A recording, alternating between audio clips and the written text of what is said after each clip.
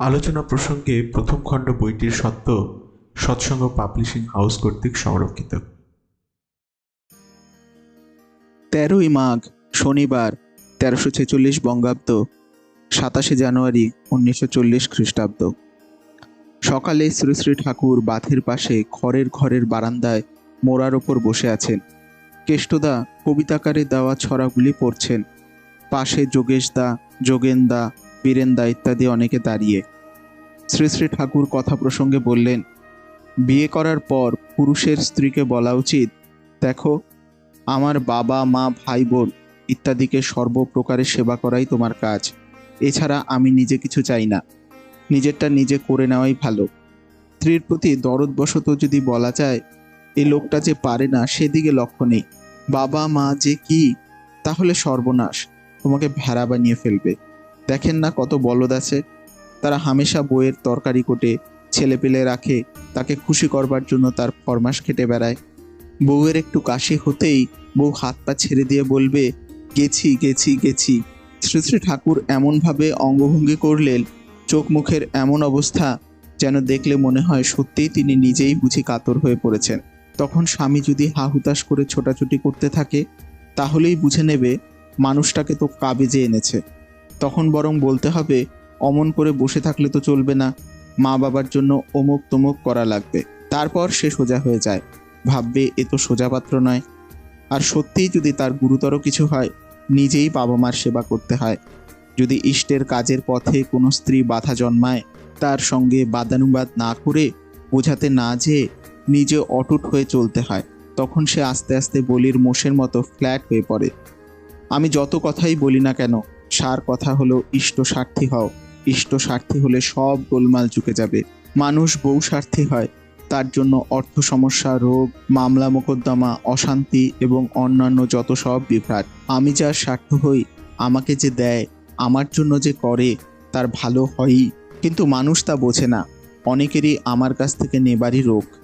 আমি কয় লাখ টাকা মানুষকে দিয়েছি না, কিন্তু যারা নিয়েছে তাদের একটারও কিছু হয়নি, বরং অবনতি হয়েছে। মূলে গোল হলে সবটাতেই গোল ঢুকে যায়, কিছুতেই সামঞ্জস্য থাকে না। অনেকে সারাদিন খাটে আর বকবক করে, অথচ কাজ সারতে পারে না। বুঝতে হবে তাদের টানেরই খাটতে রয়েছে। 14ই মাঘ রবিবার 1346 বঙ্গাব্দ 28 জানুয়ারি 1940 খ্রিস্টাব্দ। আজ বিকেলে মায়েরা সব জড়ো হয়েছেন। শ্রী শ্রী ঠাকুর বিছানায় বসে আছেন সহাস্য বদনে। সারা অঙ্গ দিয়ে যেন আনন্দের ছাপ ফুটে বেরোচ্ছে। শঙ্খিনী, হস্তিনী, পদ্মিনী, চিত্রাণী ইত্যাদি বিভিন্ন ধরনের নারীর বিষয় আলোচনা হচ্ছে। শ্রী শ্রী ঠাকুর বললেন, শঙ্খিনী হোক, হস্তিনী হোক, পদ্মিনী হোক, যোগিনী, ভগিনী, ডাকিনী, নাগিনী হোক, ইষ্টপ্রাণা যেই নারী সেই সবার সেরা।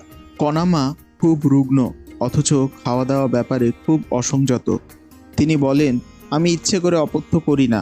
তাই নিয়ে শ্রী শ্রী ঠাকুর তার সঙ্গে রহস্য করতে লাগলেন। শ্রী শ্রী ঠাকুর, হ্যাঁ তাই তো, প্রকৃতি করায় কর্ম, মোর কি বা দোষ। তবে তুই খেয়ে এসে যে মাগো মাগো করিস।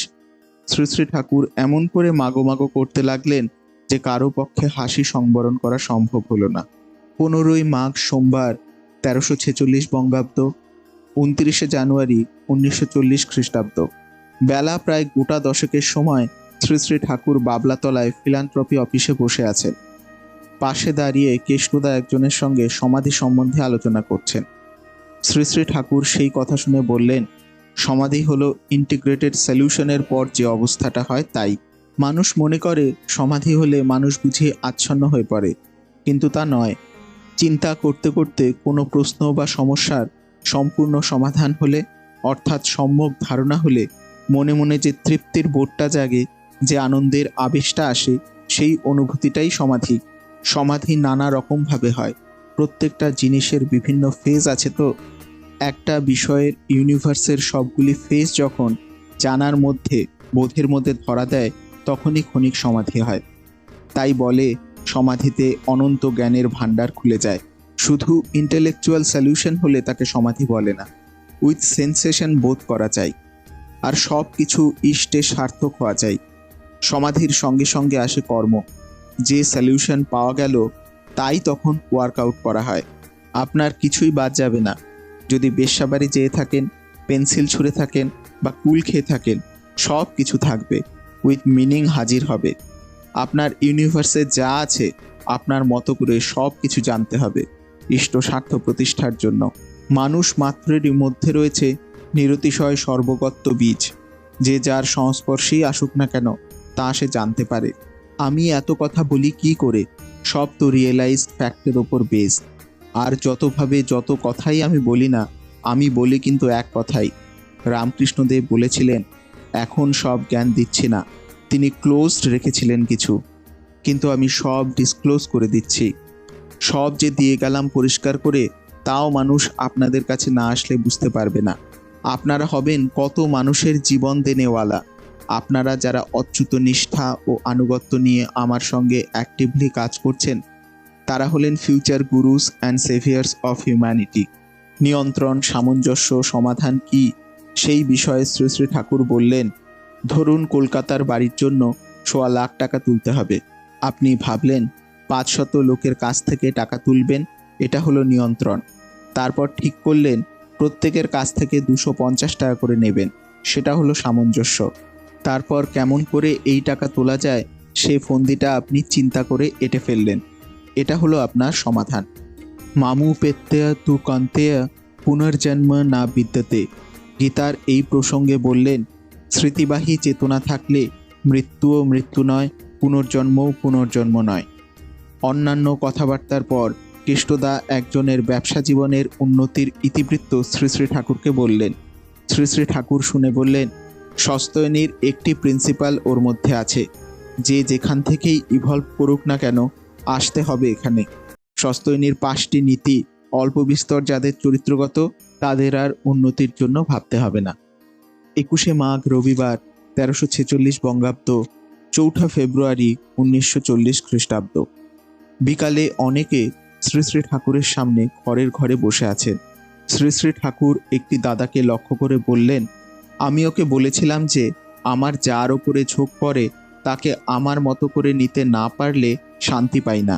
গালাগালি করে, মেরে কেটে, যেমন করে হোক তাকে অতটা দেখতে চাই।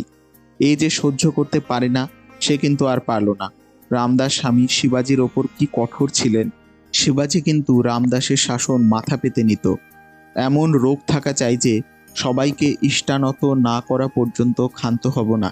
এতে হয় চরম দুঃখ, না হয় উন্নতির উন্নত শিখর। টান যার যত নিভাজ, সংকল্পও তার তত পাকা।